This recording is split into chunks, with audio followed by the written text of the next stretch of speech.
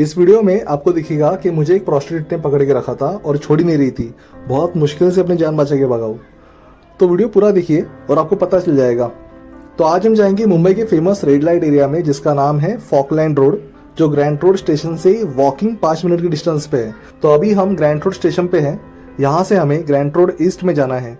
अभी यहाँ ज्यादा कुछ दिखाने के लिए नहीं है, क्योंकि डायरेक्टली ग्रैंड रोड स्टेशन के बाहर आके ब्रिज से नीचे उतर के स्ट्रेट चलते जाना है और यहाँ से थर्ड राइट लेना है। वहीं पे है फॉकलैंड रोड। तो एक तो रोड डायरेक्शन बहुत ही सिंपल है और दूसरी बात ये कि फॉकलैंड रोड के पहले देखने जैसा कुछ भी नहीं है। तो आपको डायरेक्टली प्रोस्टिट्यूट्स की गली ही दिखाता हूँ। तो ये है वो रेड लाइट एरिया। यहाँ पे मैं अभी रात के 9 बजे आया हूँ, इसलिए बहुत कम प्रोस्टिट्यूट्स आपको दिख रही है। बट रात 12 बजे के बाद यहाँ जलसा होता है और तब मैं यहाँ नहीं आ सकता, क्योंकि उस टाइम पे इस रोड से यहाँ से वही लोग गुजरते हैं जिन्हें प्रोस्टिट्यूट्स का शौक होता है। अगर रात 12 के बाद आओगे तो आपको लगेगा कि यहाँ पे दिवाली चल रही है। अभी हम रोड के लेफ्ट साइड में हैं और जाते वक्त राइट साइड वाले प्रोस्टिट्यूट्स भी दिखाता हूँ। वैसे मुझे ऐसी चीज़ों का शौक नहीं है, बस वीडियो बनाने के लिए ही यहाँ पे आया हूँ। और कॉल गर्ल्स का प्रोस्टिट्यूट्स का शौक इसलिए नहीं है क्योंकि जिसे मैं प्यार ही नहीं करता उसके साथ में सेक्स नहीं कर सकता, और एक्चुअली गंदा भी लगता है।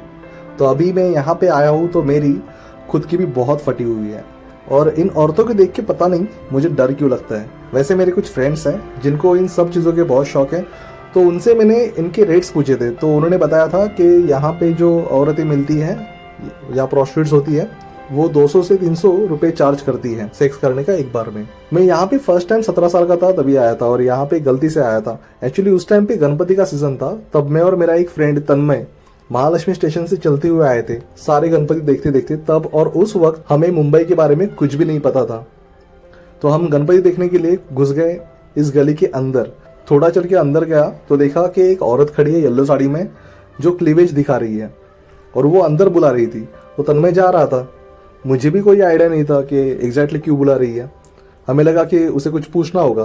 तो जैसे तन्मय उसके पास गया, उसने पूछा बैठेगा। तन्मय ने पूछा कि एग्जैक्टली क्या मतलब, समझ भी नहीं आया। तो उसने फिर से पूछा तू बैठेगा क्या। तो तन्मय ने पूछा कि किधर बैठूं। फिर उसने बताया। तो हमें समझ में आया कि ये लोग कौन है। फिर हम लोग इतना डर गए कि हमें लगा हमारे पैरों के नीचे से जमीन खिसक गई। हम इतना डर गए थे कि वैसे ही वहां से भाग गए। फिर थोड़ा आगे जाके जब रुके तब तन्मय ने बोला कि चल जाके देख के ही आते हैं। देखना तो मेरे को भी था, बट डरे हुए थे कि कोई पहचान वाला ना देख ले और अपने साथ कुछ बुरा ना हो, इसलिए। पर हम हिम्मत करके फिर से गली के अंदर गए और जो हमने देखा वो देखते ही रह गए। हर जगह पे औरतें लड़कियां क्लीवेज दिखा रही है, हाथ पकड़ के खींच रही है। पर हम दोनों की पॉकेट में 10 रुपए से थे। एक प्रोस्टिट्यूट को तो हमने दिखाया कि हमारे पास 10 रुपए ही है। तो फिर उसने जो हमें गालियां दी वो मैं यहाँ बता नहीं सकता। उस टाइम पे वहां कुछ किया तो नहीं, पर सिर्फ देख के हमारा दिल खुश हो गया था। अच्छा, यहाँ पे लेफ्ट साइड में जो प्रोस्टिट्यूट चल के आ रही है ना, उसने ही मुझे पकड़ा था। भाई छोड़ ही नहीं रही थी वो। अच्छा हुआ मेरा शर्ट नहीं फट गया। यहाँ पे आपको अल्फ्रेड टॉकीज दिख रही है और इसका आपको पोस्टर दिख रहा है कि चक दे इंडिया का लगा हुआ है। पर अंदर ऐसी मूवीज दिखाते हैं कि सब मर्द अपनी अपनी हॉकी को पकड़ के हिलाते हैं। वैसे इस गली के बाहर मेन रोड पे भी कुछ प्रोस्टिट्यूट्स खड़ी रहती है। अब मैं ये भी नहीं बोल सकता कि आपको यहाँ पे जाना चाहिए, क्योंकि वो एथिकली सही नहीं होगा। और ये भी नहीं कह सकता कि आपको नहीं जाना चाहिए, क्योंकि ऐसा बोलने से शायद प्रोस्टिट्यूट्स भूखी मर जाएंगी, क्योंकि उनको दूसरा कुछ काम आता भी तो नहीं है।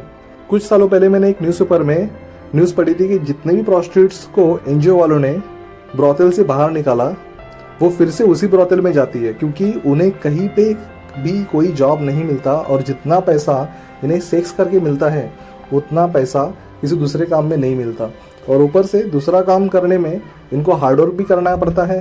तो उनके लिए प्रोस्टिट्यूट बने रहने का ऑप्शन ही उन्हें खुद को ठीक लगता है।